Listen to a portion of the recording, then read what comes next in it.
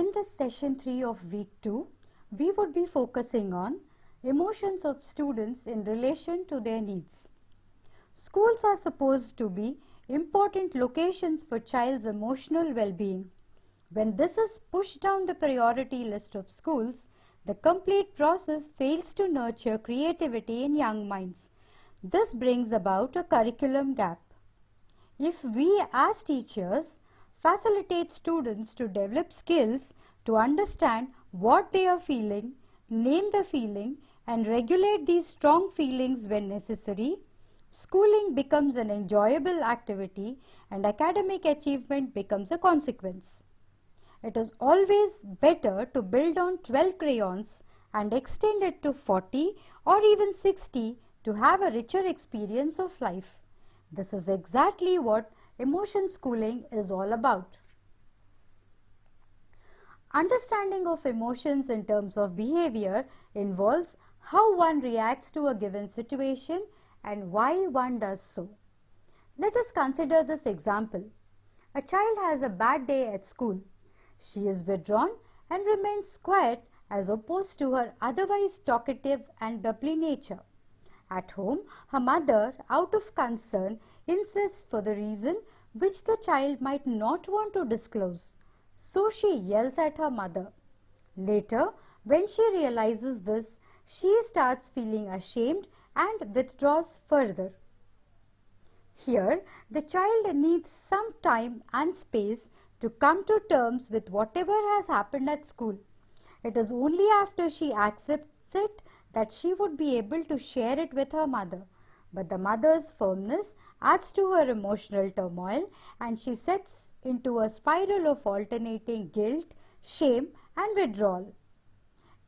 If we could understand that the child needs safe space to open up and for that she needs some time and we give her the required space and time, she falls back to normal as soon as possible. On the flip side, the mother interprets the yelling of the daughter as an expression of anger. She is upset and might feel upset for the thankless service she has been doing for the family. She further passes on the sad state of emotion to the other family members. All this could be avoided only if we could school students on emotions from a very early age.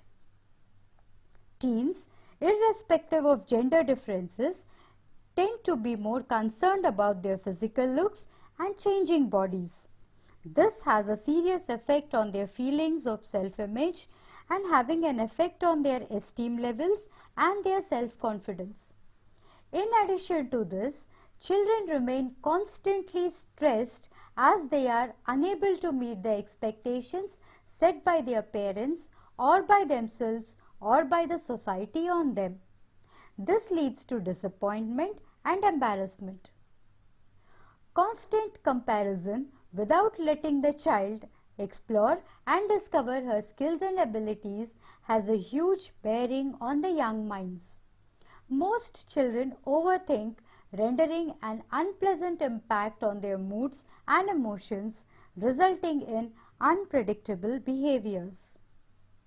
We as adults need to understand that children do not feel comfortable experiencing the primitive emotions which often push them into fight or flight mode. They fail to recognize the information conveyed by the stream of powerful signals guiding them along the path of survival. To get away with this discomfort, children develop mechanisms to ignore, suppress, diminish, or deny their subtle feelings and act out in strange ways. Schooling emotions to children help them accept their emotions, experience them, and express them appropriately, contrary to throwing tantrums. With this, we come to the end of this topic. In this, we have discussed how children perceive emotions and why they behave in unpredictable manner at times. We have also made an attempt to understand how emotion schooling can help children contain their emotions and express them in the most predictable and desirable manner. A series of activities on helping children to know about their emotions is attached. You can go through the same and use them in your class. The most important part of each activity is to provide an adequate debrief at the end of the activity, and guiding questions for this debrief session are given in the points of discussion in the worksheet provided. I hope this could be the initial step in working towards emotion literacy and emotional understanding of students by themselves as well as by teachers. Do let us know how you enjoyed the session. Happy learning!